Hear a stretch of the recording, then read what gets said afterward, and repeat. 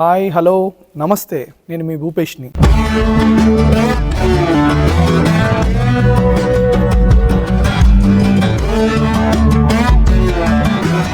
ఈరోజు మనం అల్లూరు సీతారామరాజు డిస్టిక్లోని అరకు దగ్గర ఉన్నాం. ఇండియా ఫౌండేషన్ వాళ్ళు 3 days వర్క్షాప్ నిర్వహించారు. యంగ్ థింకర్స్ మీట్ ఇది. ఈ 3 days మీట్లో ఐఏఎస్లు, తర్వాత ప్రొఫెషనల్స్, అదే విధంగా డిఫరెంట్ ఫీల్డ్స్ లో వర్క్ చేస్తున్న యంగ్స్టర్స్ అందరూ కూడా తెలంగాణ నుంచి, ఆంధ్ర నుంచి మొత్తం కూడా ఇక్కడ పార్టిసిపేట్ చేయడం జరిగింది. ఈ 3 days మీటింగ్ లో న్యూ ఇండియాని ఎలా చూడాలనుకుంటున్నాం, న్యూ ఇండియాలో ఏమేమి ఉంటే బాగుంటది, ఈ అమృత్ కాల్ టైంలో ఎటువంటి ఇన్నోవేషన్స్, టెక్నాలజీస్, తర్వాత ఇండస్ట్రీస్, డెవలప్మెంట్, సాఫ్ట్వేర్, అగ్రికల్చర్, తర్వాత micro and small scale businesses, ఇవన్నీ కూడా వీటిని ఎలా డెవలప్ చేయాలి, ఇప్పుడు దాకా ప్రోగ్రెస్ ఎలా ఉంది, దీనికి సంబంధించిన పాలసీస్, రీసెర్చెస్, ఐడియాస్, థాట్స్, ఇవన్నీ కూడా ఇక్కడ డిఫరెంట్ ఫీల్డ్స్ నుంచి వచ్చిన యంగ్స్టర్స్ అందరూ కూడా వాళ్ళ వ్యూస్, వాళ్ళ థాట్స్ అన్ని కూడా షేర్ చేశారు. నమస్తే, నా పేరు పెనుబల్లి కృష్ణ చైతన్య. నేను అవెన్యూ స్కూల్ కరస్పాండెంట్గా ఉన్నాను నెల్లూరు జిల్లాలో. అందరికీ నమస్కారం. నా పేరు నాగనమ్రత. నేను హైదరాబాద్ నుంచి వచ్చాను. I'm research scholar in public policy making. Hi, నమస్తే. నా పేరు డాక్టర్ హరికిషన్ రెడ్డి. నమస్తే అండి, నా పేరు వికాస్. నేను హైదరాబాద్ నుంచి వచ్చాను యంగ్ థింకర్స్ మీట్కి. నాకు రామ్ మాధవ్ జీ గారు స్థాపించిన ఇండియా ఫౌండేషన్ వారి ఆధ్వర్యంలో జరిగిన యంగ్ థింకర్స్ మీట్కి లో పాల్గొనడానికి అవకాశం రావడం జరిగింది. చాలా గొప్ప కార్యక్రమం. ఈ కార్యక్రమంలో పాల్గొనడం వల్ల నాకు చాలా కొత్త విషయాలు తెలుసుకోగలిగాను.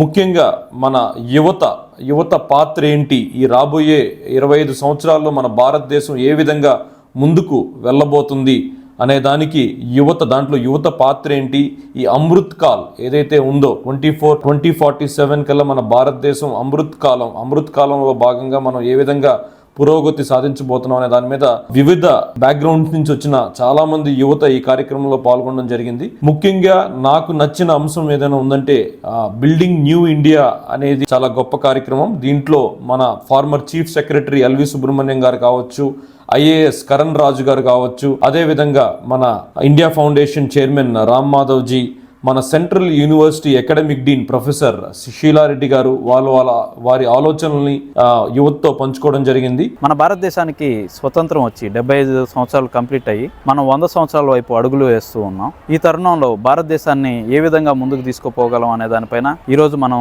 చర్చ అనేది యంగ్ థింకర్స్ అసోసియేషన్ ద్వారా ఈ అరకు వ్యాలీలో చేసుకున్నాం. 75 సంవత్సరాల్లో మన భారతదేశం ఎంతో పురోగతి సాధించింది. ఈరోజు మనం ప్రపంచంలోనే 5వ స్థానంలో, అత్యున్నత దేశ స్థానాల్లో 5వ స్థానంలో ఉన్నాం. ఈ అమృత్ కాల్ అనేది ఏంటంటే ఈ 75 ఇయర్స్ నుంచి 100 ఇయర్స్ వరకు మన భారతదేశం యొక్క ప్రయాణమే అమృత్ కాల్. ఈ అమృత్ కాల్లో మనకు ఉన్న ముఖ్యమైన శక్తి మన భారతదేశానికి యువత. 60% యువత ఈరోజు 35 ఏళ్ల లోపల మన భారతదేశానికి ఉంది. 60% జనాభాని మనం ఏ విధంగా యూజ్ చేసుకొని మన భారతదేశ పురోగతి సాధించగలం అనేది ఈ 25 ఏళ్లలో మన యువత చేతిలో ఉన్న అత్యంత పెద్ద సవాల్. ఇండియా ఫౌండేషన్ అనేది రామ్ మాధవ్ జీ గారు 2009 నుంచి పెట్టారు. వాళ్ళు ఇప్పుడు సౌత్ ఇండియా కూడా వాళ్ళ యాక్టివిటీస్ బ్రాడన్ చేయాలి అని ఈ think tank AP Telangana chapter లో ఇక్కడ అరకులో జరిగింది. మనకి ఇప్పుడు ఇండియాలో ఏంటండి, మనకి 1947 లో ఆల్రెడీ ఇండిపెండెన్స్ వచ్చింది. అదేంటి, పొలిటికల్ ఇండిపెండెన్స్. కానీ ఇంకా మనకి చాలా చేయాల్సి ఉంది. సోషల్ ఇండిపెండెన్స్ కావాలి, ఎకనామిక్ ఇండిపెండెన్స్ కావాలి. అంటే ఇన్ఈక్వాలిటీస్ ఉన్నాయి. ఇప్పుడు ఇన్కమ్ ఇన్ఈక్వాలిటీస్ చాలా, వాళ్ళు పెరిగిపోతున్నారు, ధనికులు అవుతున్నారు, ఇక్కడ వాళ్ళు తగ్గిపోతున్నారు. ఆ బ్రిడ్జ్ చేయాలి. సోషల్ లెవెల్లో కూడా చాలా చేంజెస్ చేయాలి. Women, vulnerable sections, schedule caste, schedule tribes, ఇలాంటి చాలా ఏరియాస్ ఉన్నాయి ఇంకా మనం చేయాల్సింది. రియల్ ఇండియా ఇది కాదు. సో న్యూ ఇండియాని అమృత్ కాల్ అని మన ప్రధాన మంత్రి గారు కూడా నెక్స్ట్ 25 years ఏం చేయాలి మనము అన్నది మాత్రం వీఆర్ థింకింగ్ ఆఫ్. అప్పుడు ఒక ప్లాట్ఫామ్ పెడదాము. ఈ రెండు సోషల్ ఇండిపెండెన్స్ ఇంకా ఎకనామిక్ ఇండిపెండెన్స్ ఇచ్చే బట్టిగా మన చేంజ్ ఏజెంట్స్ ఆల్రెడీ మన వాళ్ళందరూ వాళ్ళ పర్టికులర్ సెక్టర్స్ లో వాళ్ళు డాక్టర్స్, ఇంజనీర్స్, ఐటీ వాళ్ళు ఉన్నారండి. కానీ beyond their scope of work వాళ్ళు they wanted to make an aspiring India next in the global arena. ఇప్పుడు ఆల్రెడీ మనం 5th largest economy in the world. దాన్ని మనము 2027 కి 3rd కి తీసుకొని రావాలి. నెక్స్ట్ 25 years లో ఇండియా యొక్క విజన్ ఏంటి అనే దాని గురించి డీపర్ గా డిస్కస్ చేశాము. ఎల్వి సుబ్రహ్మణ్యం గారు, farmer chief secretary, Ram Madhav గారు, ఫౌండర్ ఇండియా ఫౌండేషన్, అట్లాగే కరుణరాజు గారు ఇంతకుముందు ఎలక్షన్ కమిషనర్ గా కూడా చేశారు ఆయన. సో ఇట్లా డిఫరెంట్ డిగ్నిటరీస్ దగ్గర నుంచి వచ్చి మాకు డీపర్ డిస్కషన్స్ అయ్యాయి. అలాగే వాటితో పాటు ఇక్కడ డిఫరెంట్ డిస్ట్రిక్ట్స్ నుంచి వచ్చిన యూత్ కూడా పానెల్ డిస్కషన్స్ అన్నమాట, youth and nation building and women and nation building, so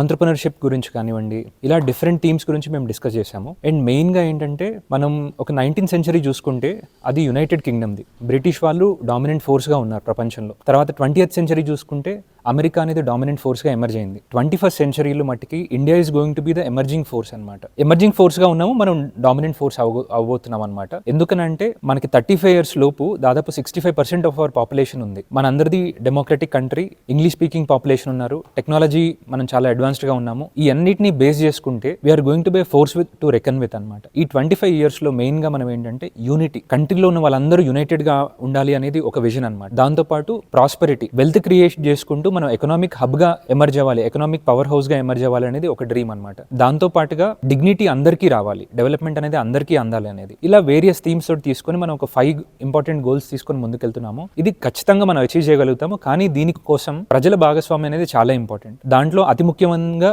యువత ఒక పాత్ర అనమాట. అందుకని యూత్ గురించి కూడా డిస్కస్ చేసుకుంటూ వీటిలన్నిటిలో మనందరం మన ఏరియాల్లో వీటిలన్నిటి గురించి ఎలా ముందుకు తీసుకెళ్ళాలి, కలిసి వర్క్ చేయాలి. అది సోషల్ వర్క్ కావచ్చు, స్టార్టప్స్ కావచ్చు, అడ్వొకసీ కావచ్చు, పబ్లిక్ పాలసీ కావచ్చు, NGOs తోటి కావచ్చు, ఇలా డిఫరెంట్ సెక్టర్స్లో ఎట్లా ఇంపాక్ట్ చేసుకోవచ్చు అనే డీపర్ డిస్కషన్స్ అవన్నీ జరిగాయి అనమాట. స్పెషల్లీ ఉమెన్ ఎంపవర్మెంట్ మీద, ఫార్మర్స్ డెవలప్మెంట్ మీద, అగ్రికల్చర్ ఇన్కమ్ ని ఎలా ఎన్హాన్స్ చేయాలి, అదేవిధంగా ఐటీని ఎలా డెవలప్ చేయాలి, ఇండస్ట్రీస్ ని ఎలా తీసుకురావాలి, అసలు ఇండస్ట్రియల్ గ్రోత్ ఎలా ఉండాలి, డెవలప్మెంటల్ గ్రోత్ ఎలా ఉండాలి, మన ఇండియాని ఎకనామికల్ గా సోషల్ గా ఎలా డెవలప్ చేయాలి, అదే విధంగా అసలు వెల్ఫేర్ స్కీమ్స్ కి డెవలప్మెంటల్ ప్రోగ్రెస్ కి ఈ రెండు ఎలా బ్యాలెన్స్ చేయాలి, ఈ రెండు ఉన్న ఇంపార్టెన్స్ ఏంది, అదే విధంగా యంగ్స్టర్స్ ని న్యూ ఇండియా బిల్డింగ్ లో ఎలా ఇన్వాల్వ్ చేయాలి. వేరియస్ ఫీల్డ్స్ లో, వేరియస్ ప్రొఫెషన్స్ లో ఉన్నా కూడా మన అందరం కూడా కలిసి, డిఫరెంట్ ఫీల్డ్స్ లో ఉన్నా కూడా కలిసి కామన్ థాట్ గా మనం ఈ డెవలప్మెంట్ సెక్టార్ లో వర్క్ చేస్తేనే మనం ఇండియా డెవలప్ అవుద్ది, గ్లోబల్ గా కూడా మనం వెళ్తాం. ఈ రోజు మనం ప్రతి టెక్నాలజీ చూస్తే కనుక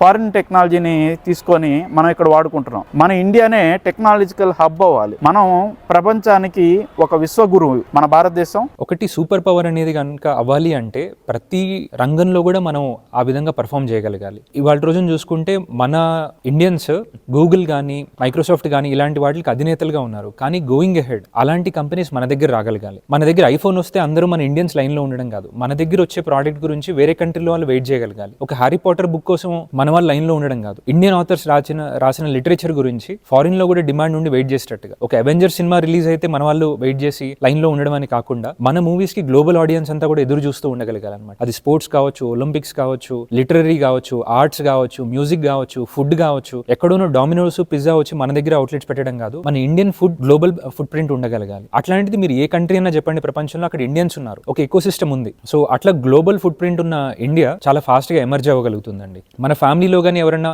నేను బిజినెస్ చేస్తాను, నేను ఒక స్టార్ట్అప్ పెడతాను అంటే వాళ్ళని ఎంకరేజ్ చేయడం కావచ్చు. ఇట్లా లేదు మన ఫ్యామిలీలో ఎవరైనా కానీ నేను స్పోర్ట్స్ ని ప్రొఫెషన్ గా తీసుకుంటాను, ఆర్ట్స్ ని ప్రొఫెషన్ గా తీసుకుంటాను అంటే ఆ ఎంకరేజ్ చేస్తూ ఉండాలి. బిల్డింగ్ న్యూ ఇండియా గురించి మనం మాట్లాడుకున్నప్పుడు ముఖ్యంగా మనం న్యూ ఎడ్యుకేషన్ పాలసీ 2020 గురించి మాట్లాడుకోవాలి. ఈ రోజు NEP న్యూ ఎడ్యుకేషన్ పాలసీ 2020 చాలా సూచనప్రాయంగా త్వరలోనే మన సిస్టమ్ లోకి అది ఇన్కార్పొరేట్ అవుతుంది.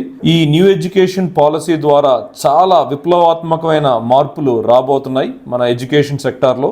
ముఖ్యంగా మనం చూసుకుంటే ఎడ్యుకేషన్లో స్కిల్ డెవలప్మెంట్ అనేది చాలా ఇంపార్టెంట్ అనేది న్యూ ఎడ్యుకేషన్ పాలసీ ద్వారా మనం తెలుసుకోగలుగుతున్నాం.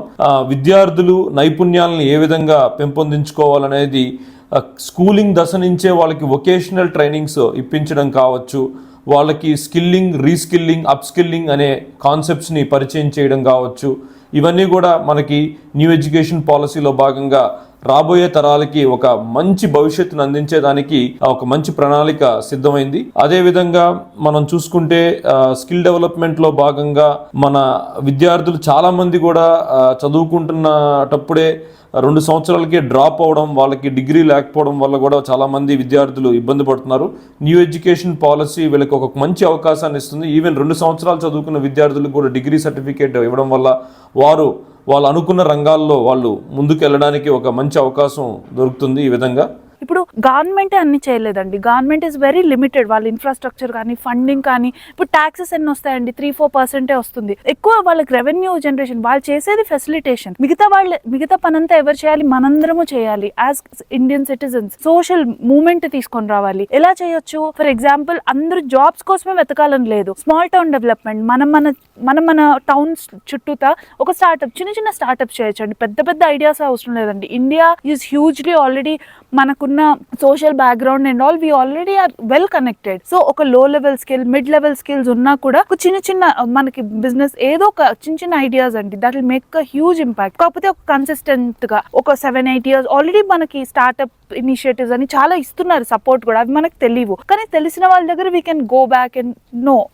ఈ మొబైల్ రెవల్యూషన్ ఆల్రెడీ అది తీసుకొచ్చింది. సో ఇలా small town development and agriculture, వీటితో we can prosper again. Agripreneurship కూడా పెరుగుతుంది అండ్ ఆల్. సో అలా తీసుకొచ్చి న్యూ ఇండియాని ఎన్విసేజ్ చేస్తున్నాము from today to the next 25 years. KFC చూసుకున్నా, పిజ్జా, ఇవన్నీ చూసుకున్నా, ఇక్కడేం US వాళ్ళు, UK వాళ్ళు వచ్చి ఇక్కడ ఉండటం లేదు. ఇక్కడ ఉండేదంతా కూడా మన ఇండియన్సే ఎక్కువ ఉంటున్నారు. కానీ మనం వాళ్ళు అక్కడ పెట్టిన ఫ్రాంచైజీస్ కానీ, మోడల్స్ కానీ మన ఇండియాలో ఆల్మోస్ట్ ప్రతి డిస్ట్రిక్ట్ లో, ప్రతి స్టేట్ లో అన్ని దగ్గరలో ఉంటున్నాయి. మనం అట్లా నెక్స్ట్ 25 years లో మనం అన్ని కూడా, ఇండియా కూడా మొత్తం అన్ని కంపెనీస్ కూడా మనం కోసం అదర్ కంట్రీస్ నుంచి వెయిట్ చేసేటట్టు చేయాలి. మన ఐఫోన్ రిలీజ్ అయితే, లేకపోతే ఇంకో ప్రోడక్ట్ రిలీజ్ అయితే మనం క్యూలో నిలబడుకొని చూస్తాం. అలా కాకుండా మన ప్రోడక్ట్స్ రిలీజ్ అయినప్పుడు మన ప్రోడక్ట్స్ మనం తయారు చేయడం వల్ల గ్లోబల్ అంతా కూడా మన కోసం వెయిట్ చేసేటట్టు చేయాలని ఈ ప్రోగ్రామ్ లో అంతా కూడా ఎన్నో విషయాలన్నీ కూడా డిస్కస్ చేయడం జరిగింది. చాలా ఫ్రూట్ఫుల్ మెసేజ్ అయింది ప్రతి యంగ్స్టర్ కూడా, యంగ్స్టర్స్ అందరికి కూడా ఈ ప్రోగ్రామ్ చాలా యూస్ఫుల్ అయింది. ఈ రోజు నుంచి ఇంకా ముందు ఈ 25 సంవత్సరాలు ప్రపంచానికి ఎంతో టెక్నాలజీ కూడా అందించాల్సిన అవసరం ఉంది. ఈ విధంగా మన భారతదేశాన్ని నెంబర్ 1 పొజిషన్ లో చూసుకోవాలని మనస్ఫూర్తిగా కోరుకుంటున్నాం. జై హింద్.